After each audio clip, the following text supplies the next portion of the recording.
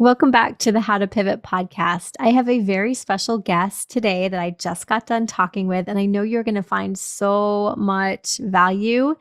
If you are looking to build your personal brand and you are trying to change from what you are currently doing to what you want to be doing and are having maybe a little bit of an identity crisis.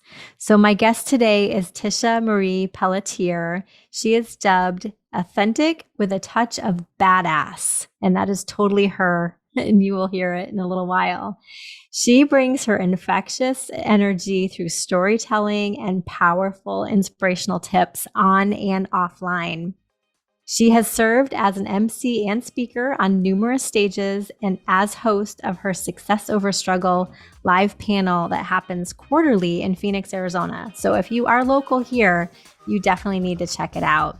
And without further ado, we are going to get into all about how to build your brand, not be fearful for making a pivot while you're trying to move through your career. And Tisha's here to help us get there.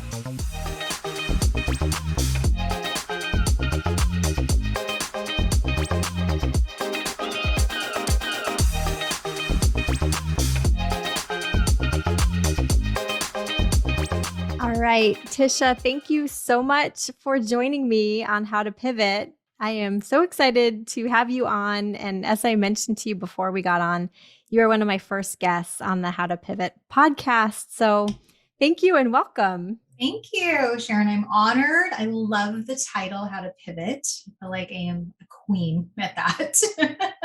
Well, and that's when I was thinking about different people, the first people that I wanted to have on the podcast. And you were you were top of mind because I thought there's so much that goes into pivoting, whether you're just starting out or you're mid-career or, midlife. We're always pivoting and it's just, it can get confusing and frustrating. And I thought, okay, who better to have on that can really add some good tips and, information that will help people along the way. So thanks for being on here. Oh, you're welcome. My pleasure. Yeah.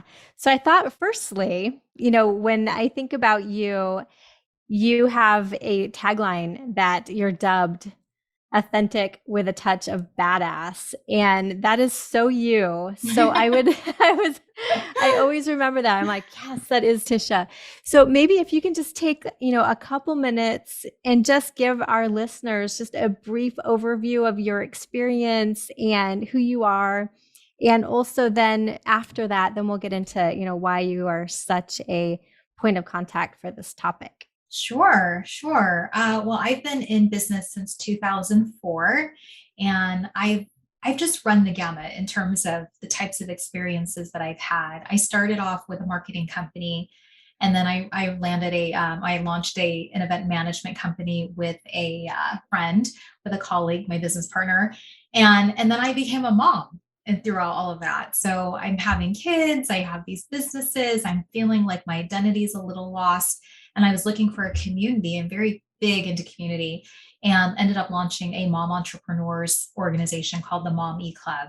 That was just across different states, had different chapter presidents and so forth. And it was really my tribe, my tribe of mom entrepreneurs that I could come to and learn from and also lead.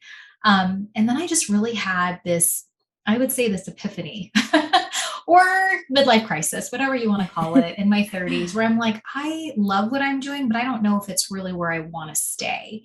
I had felt like I had accomplished a lot of things that I had set out to do, Sharon. And I was like, I don't know if I want to continue on this path. And so it led me to obviously what we're talking about today about, branding. And it's just, my business has just taken off in so many different directions. But I think the one thing that I love most is that I'm at the center of it.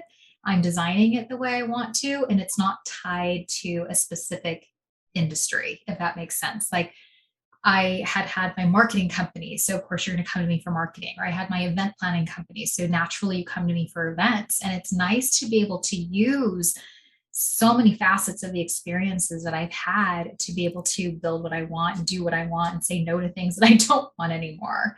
So that's been a beautiful thing. And in addition to that, I'm an author. I've written a couple of books, and I've contributed to several other books. And just get to do some fun things. I'm hosting some events and my kids are heading into high school. And, it's such an amazing time, like to think about where I started and how I am now, like where I've gone now.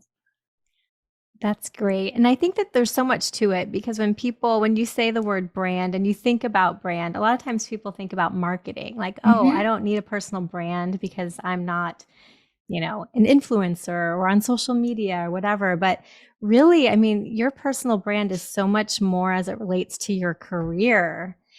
And I see there's a lot of people that come, to me with my recruiting company, they're Hmm. trying to get from one position and move somewhere else. They're kind of like you. They felt at some point, there's something either more that I need to do, or I'm just not completely fulfilled like I want to be. Or they might hate their job and be like, Yeah. Sharon, I need to get out of here. Um, so when that happens, I see people, especially like with LinkedIn and other, social media platforms, but a lot with LinkedIn because that's kind of, the Facebook for For business and, business. for careers and recruiting and everything. Most people are on LinkedIn and using it. So what do you feel like with personal brand? Like, what do you feel that is, and how does it relate to your career? Because really everyone should be thinking about their brand, I agree. I agree. I often get asked that question, who needs a personal brand or who has a Mhm. personal brand? And my short answer is everybody. Everybody. And any marketer will tell you that too. That the people who are really successful, you can tell that they invest in their brands. And in another word, I would say it's simple as really understanding that it's your reputation. It's how people perceive you. It's what you want people to remember you by. I think that's why, I mean, you shared it earlier about the whole authentic with a touch of badass. I can't think of a better word. Well, two words, badass and authentic, Yeah. that I would want to be known for. And I'll be very honest, I didn't come up with that. That was something that was gifted to me after another woman heard me speak. And it was such a great honor to have her share that with me because that's how she perceived me. And I was like, if you perceive me like that, I want to be perceived as that. And so it was such a turning point for me because I was struggling a little bit with who am I? And I think that's what, when we talk about personal branding, that really is the core question you should ask yourself is, who am I? What do I stand for? What's important to me? Because you will start to find the opportunities that are more in alignment with you when you dig in a little deeper. And so that's what I always share with people of why it's so important to discover your personal brand. I would say honestly, Sharon, that like the opportunities that are coming to me now are so much more aligned, almost like they were crafted for me, which is the most amazing feeling of not having to chase opportunities instead of being able to attract the right things my way. Mhm.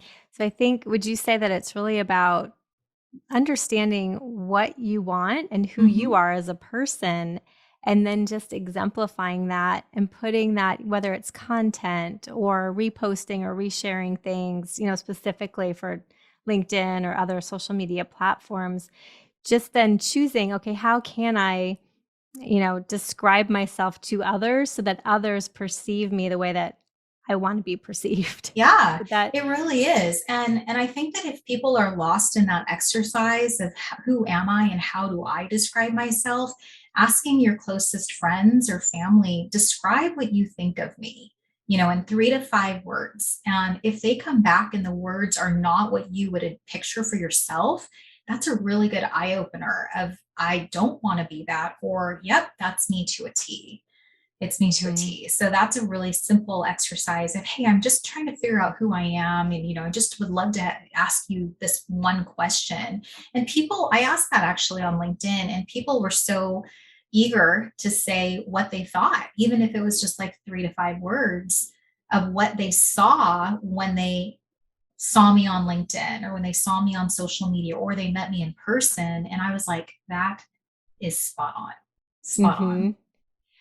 What do you think people could do if they're in one role Mhm. and they want to move? Let's say they're in, I call it more of a technician role, where Yeah. they're doing the work, but they really want to be seen as a leader, a mentor, but they don't have any, like they haven't done that yet. Hmm. and they're trying to move, basically like trying to change their identity on, social, but they don't have that experience. Like, can you think of some things that would be helpful for someone? Like, how do you get from point A to point B if you're not there at point B, but you want to be seen, as though you're growing into something different? Yeah. Well, I really think it's about putting it out there of Yeah. this is the direction I'm moving in. I also tell people to not discount the experiences they've already had, because so like one of the things that we help people with branding is just the copywriting portion, because so many people, and I'm sure this is in recruitment and resume writing, so many people just want to throw a bio together with all the titles they've had. And I would challenge people to instead look at the experiences you've had that can help play a role in what it is you'd like to do. Maybe there's a common thread of the things that you just keep finding yourself doing in terms of jobs or managing projects or so forth, and pull those pieces out, because you probably have more experience than you're giving yourself credit for. Hmm. Yeah, and I know that, I mean, you had to personally do that with your brand. I feel like you're always evolving and just sharing what you're doing. So I think that that might be a big part of it too, is just being, like you said, like authentic to say, hey, this is what I'm doing now, and this is Hmm. where I want to go, and kind of taking ownership of where you do want to go and let people know about that, because then you're attracting those types of people that might find that like, wow, that's amazing. I need this type of person, or I'm looking for someone that, is going to go out there and be authentic and share their Yeah. story, because really it's about story. And I know Right. you're so big on storytelling. Hmm. So, how do you think someone can start to do that? Because for some, this is something that's like totally new and different, or maybe they haven't had to do it. Hmm. Like, how did you go? Because can you think of like an example of where you had to, pivot from one area to another that was, yeah, like, kind of new, and especially new to maybe people that maybe you had thought about it for a long time, but for people Hmm. that follow you, or even, your acquaintances and colleagues, and they might have gone, huh, okay, that's different. Like, I wasn't expecting that. Yeah, How I do you how do can. you maneuver, like, making a pivot? I know, well, for sure. And as I shared earlier, I feel Yeah. like I'm the queen of pivots because I've had to make those adjustments. And when I shared that I had the three businesses running simultaneously, and I had the two kiddos, and they were really young at the time, and I felt like I was neglecting a little bit. Like I didn't feel like my balance was in order, and I felt like I was running from this to that. And I had a business coach that she was actually the one that encouraged me to, if you don't know what you're doing, figure you out first, right? Mhm. Figure you out first. And Yeah. that she encouraged me to build the brand. And I was like, no, I was so scared. I was like, this is the most uncomfortable thing, because I wasn't really on social media at that point. I was on, but I actually had outsourced all of my social media. And it wasn't my voice. I mean, if people are saying, oh, you're so authentic, I wasn't being authentic at that point. I was like, nope, don't want to do it. Somebody else tackle that, be me. And I had to get uncomfortable with just getting out there and just speaking and sharing. And storytelling, it comes pretty naturally, because I think we all have these experiences. And for me, the easiest thing is to talk about a lesson I've learned. Like we can all derive it. This is how I learned that particular lesson. So I know it can be challenging, but if you think about how you figure that lesson out, the story really starts to take shape on its own. And that I feel is what people resonate with, because they can put themselves in your shoes or they can learn from you. But I would say one of the biggest pivots just happened in COVID for me, honestly, because here I am in 2020. I had speaking gigs booked to start traveling. I finally made it to that professional speaker status. I know you and I were getting ready to start working on an event you had, so I was doing more event consulting after selling my event management company. And then I was hosting my live event here, which was just starting to take off. Like it had been, a year in the making. And I was so excited about all these possibilities, and for all of it to just be swept away within like March, like within a day of, okay, I'm not doing any of those things Yeah. anymore, or they're going to be put on hold. And And I had to get really clever. And so I always, like I said, if you can think back to all of the experiences you've had and how you can utilize the skill sets that you already have, it becomes a lot easier to make that adjustment and to bounce back.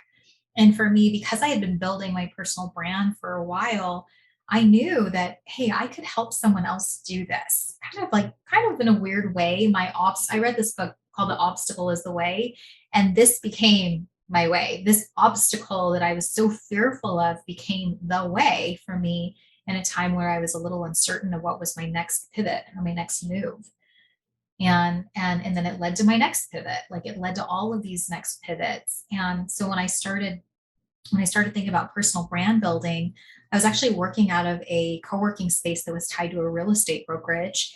And they kept asking me, because they knew I loved to speak, that they'd asked me if I wanted to keep hosting webinars and being a guest. And of course, I was like, of course, like what else am I supposed to do? We're all stuck in Zoom, Zoom land.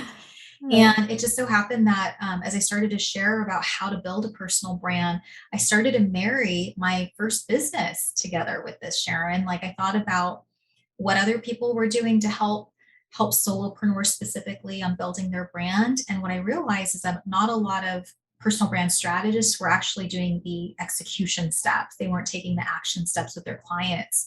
So it became a really clear idea of, hey, what if I brought in my team and we started helping people to build their brand from scratch, with them in mind. And it was a one-on-one toolkit program that I created, and realtors were actually my first clients. And from that, I was approached of, hey, you should get your real estate license because you could also get paid referral fees. If you don't want to do the real estate portion, you can just give it to other realtors. And I thought that was so brilliant that I was like, okay, sign me up. So I got my real estate license too. So to your question earlier about what happens when you're making a change that's so far from where you were, I feel like having the personal brand was something that was very necessary, because when I went to LinkedIn and I said, oh, by the way, I also got my real estate license, people already knew me. They knew of my character. They knew of my values. They knew of how I work in general, that it was very easy for them to be like, I'm using you for my real estate needs, or I Mhm. want to refer you, or it wasn't this hard sell. It was that I was already working on that in the background. And they knew whenever I went to my next opportunity that they could count on me for the same kind of an experience. Right.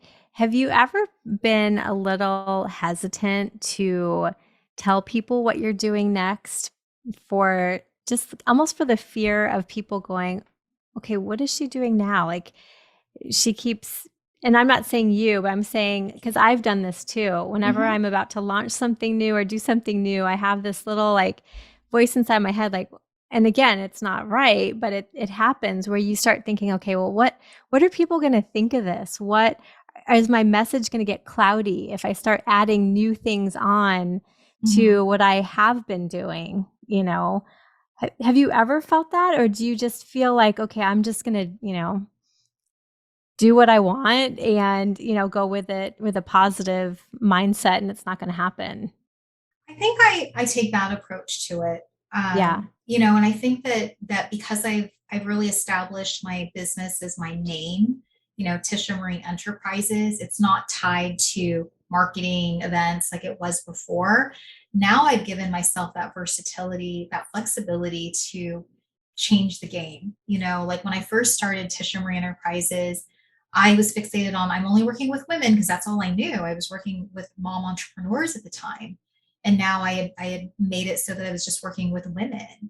And so when I launched, I mean, being a part of Social Connect, when I launched Social Connect, and now as a co-ed event, I was still hosting women's events, like women's retreats, that men were like, why are we not invited to this? And it started to really ebb and flow to where I'm like, you know what, maybe that's my my sign to not just do women's events. Maybe it's my Mhm. turn to put that to bed and focus on this. So I think that you start to experiment a little bit. And the beauty of it is that, yes, I can experiment and I can say, oh, you know what, that wasn't really something I wanted to continue. It was just a trial run.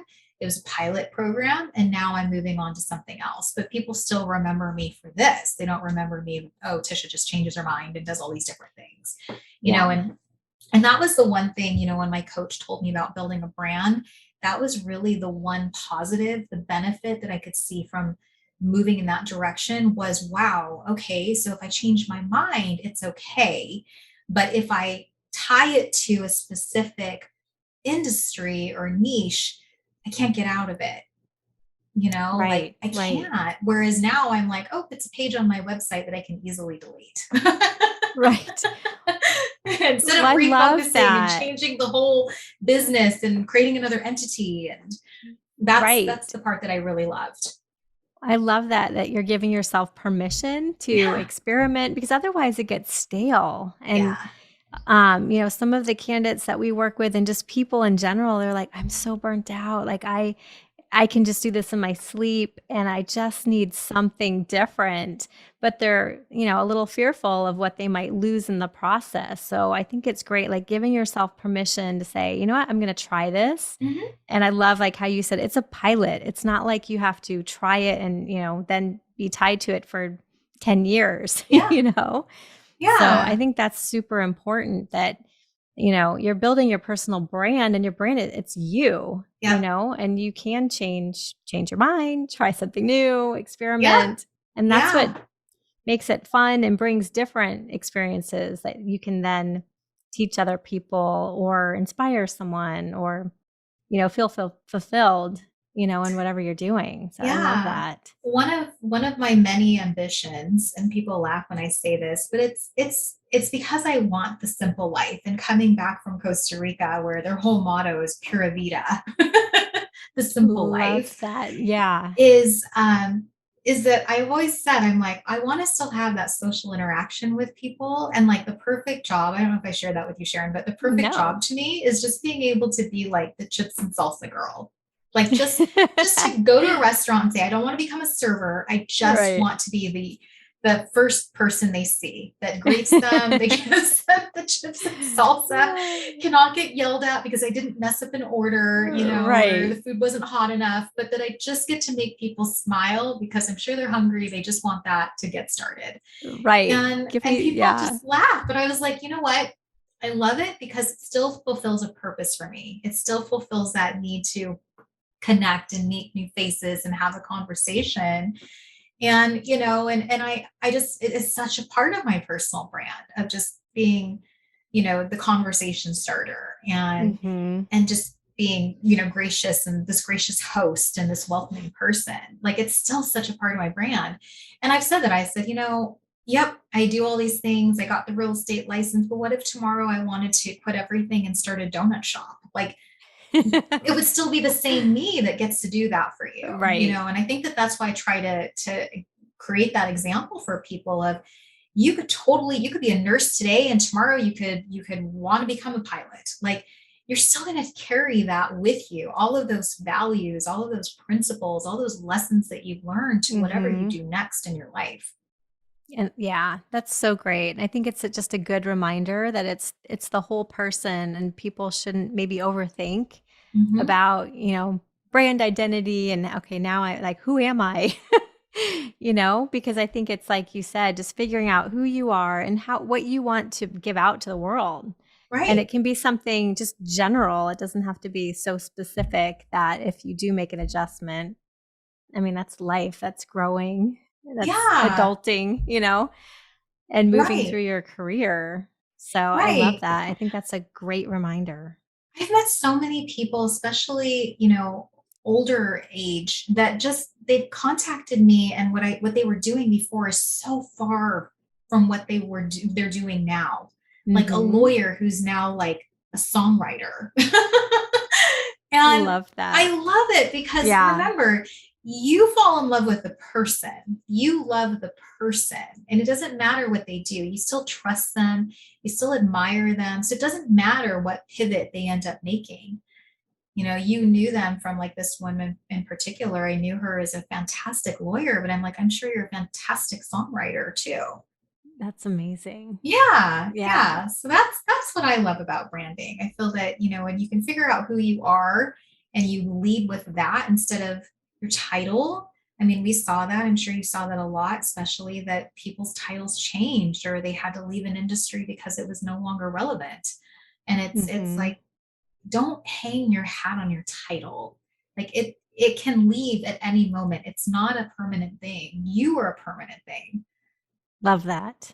It's so true. Especially with COVID, it Hmm. changed everything overnight. Like you were saying, like we were working on different events that we were Yeah, going to do together and but that's I think just being resilient and being able to, move and change as things happen where you don't have control over them. right. So, Right.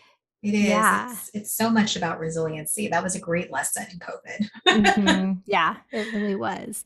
So tell me now, what are you doing? Like, where can people? I know you're doing your live events again. So Uh-huh. tell us a little bit about that. But then there's probably so many listeners that might not live in Arizona. So tell us, I know you do some live things as well where people can reach out and get to know you a little bit better. Yeah, I do. So here in Arizona, I host Social Connect Phoenix, and it's a quarterly event that, of course, Sharon, you've been a big part of it too. And it really was my take on the anti-networking event. I was a little bit like just over business card passing and agendas and presentations. I was like, I would just love to have a happy hour where people get to meet really cool with people. with chips and salsa. With chips and salsa. And the salsa guy is actually a client of mine. And it's just, I love just creating that no stress vibe of Yeah. good vibes, good people. Like that's really what I'm about, and to create this whole happy hour and attract the right types of people in the room and there's no pressure. Like that's what I was looking for. So that's a quarterly event that I host. And it's built on happy hour. It's 4 to 6 p.m. because I really value people's time and I want them to be able to get home to their families and have dinner and check the kids in at night. Like I don't want it to be a 9 o'clock ending.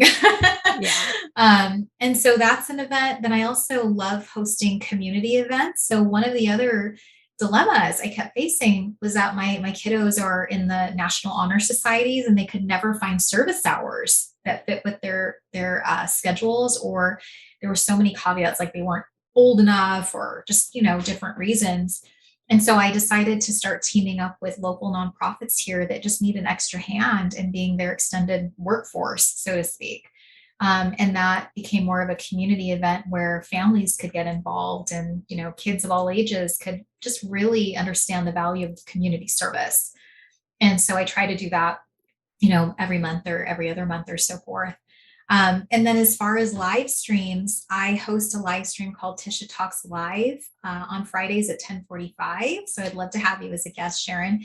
And it really is just a chance for me to meet people all around the world. I've interviewed people all around the world, and entrepreneurs and so forth. And I just get to shine the light on them and do it video and raw and real. Like it's not edited, it is what it Yeah. is. And that airs, like I said, on YouTube, LinkedIn, and Facebook on Friday mornings, 10:45 Arizona So time. okay, so quick question. Why Yeah. 10:45? Like why You know, why not um, 10:30 or 11? Yeah, so for branding, I am very big, and one of the tips I share with my clients, and even with just people who are interested in it, is to create something that's memorable. Like create Mhm. something that is catchy, because sometimes people won't remember your name, but they'll remember the one phrase you said. So, for instance, Fridays. I do a video every single Friday. It's made social media so much easier for me because I figured out like this is the day that I do this, this, and this. And so I created this hashtag lessons in my Lexus. And people remember me. Even if they don't remember my name, they're like, oh, you're the girl who does the lessons in my Lexus, and it's just catchy. So Tisha Talks Live, I was like, well, 10:30, people might forget. But if I say Tisha Talks Live at 10:45 as the whole name of the show, people are like, it's 10:45, she's going on live. I know Yeah. So it just is, it's like throw people off a little bit, but make it so that it's memorable. Mhm. Yeah. Love it. And see, it was memorable because I asked. I'm like, "Huh, I wonder why it's 10:45." Yeah. Yeah. It's Yeah. purely rhyming. That's it. Yeah, and I will Yeah. remember it. So that's Yeah. yeah. Excellent. Okay, so you're doing that, and then your books, where can people find those online? Like what Sure. else could they connect with you on? Yeah, so the books are really my biographies, and the first one I wrote back in 2010. So I only had my son at the time, but I really wrote them for my kiddos, Sharon, because for me it was like my diary of here's everything I've gone through, and I really started it when I became an entrepreneur, of what I left to then having this choice of starting my own business and all of the lessons learned. So there's rule of life lessons throughout every single chapter story that I share. And then I wrote the sequel to it in 2018. It came out, and now I had my daughter, and now I've gone through pivots. And it's interesting because people have read it and they're like, I get such a good sense of who you are and how you handle situations. And the last one was I recorded it for Audible, so people can listen to me actually share the stories. And but those are all on Amazon. All the books are on Amazon. If you just even typed in Tisha Marie Pelletier, the two books would pop up. It was not meant to be this like number one bestseller. It was just like, I want to share my story and this is the way I do it.